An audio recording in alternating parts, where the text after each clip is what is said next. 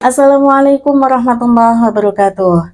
Bismillah, alhamdulillah, wassalatu wassalamu ala rasulillah.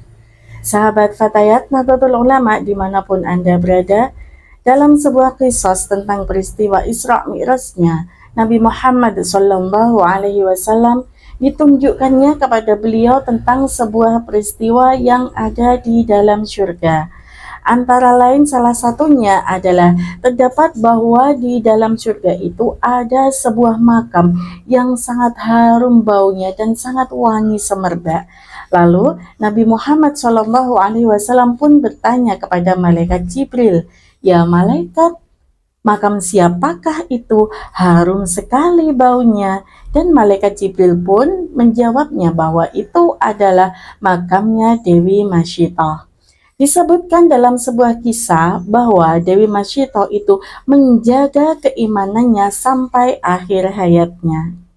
Selain peristiwa yang ada di surga, pula ditunjukkan kepada Nabi Muhammad SAW peristiwa yang ada di dalam neraka, bahwa di mana Nabi Muhammad sangat bersedih, menangislah beliau. Ternyata penghuni neraka pun banyak yang berasal dari kaum perempuan. Hal ini menunjukkan kepada kita kaum perempuan, khususnya kita kaum muslimah, bahwa betapa mudahnya bagi kita untuk menikmati keindahan surga ataupun lebur di dalam neraka. Tentunya bagi kita kaum muslimah, keinginan kita yang terindah adalah untuk masuk ke surganya Allah Subhanahu wa Ta'ala. Nah, sekarang bagaimanakah kriterianya dan apakah ciri-cirinya perempuan-perempuan yang dirindukan surganya Allah Subhanahu wa Ta'ala? Dalam sebuah hadis Rasulullah Shallallahu alaihi wasallam bersabda, "Idza shalat mar'ata khamsaha wa shamat syahraha wa hafizat farjaha wa ata'at zawjaha qila laha dukhulil jannah min ayyi abwabil jannah." Bahwa ada 4 golongan perempuan-perempuan yang dirindukan surganya Allah Subhanahu wa Ta'ala. Golongan yang pertama adalah perempuan yang menjaga sholatnya.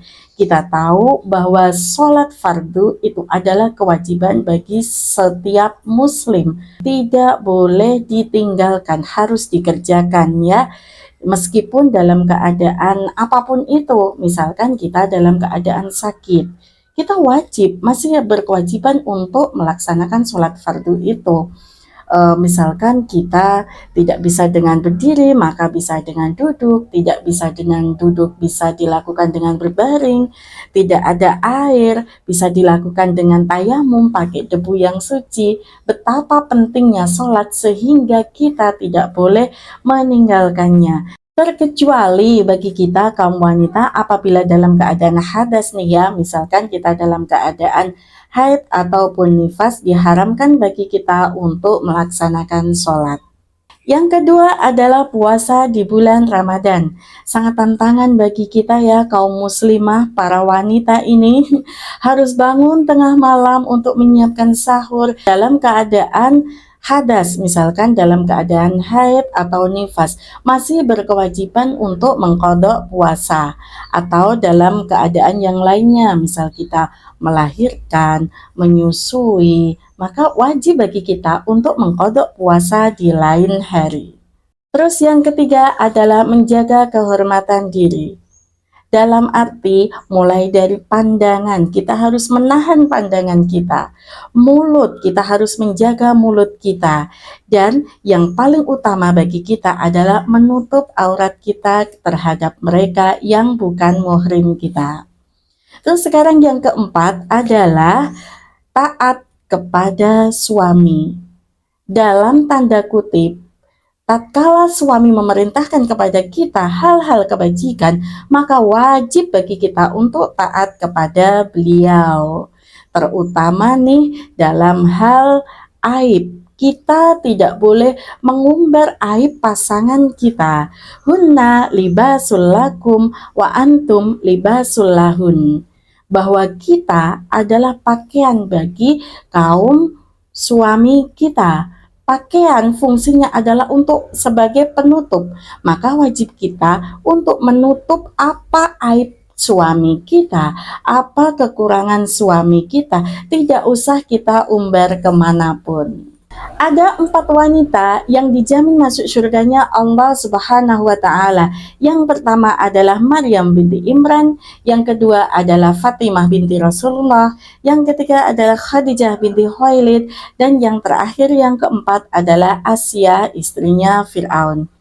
Kita tidak dijamin masuk surga.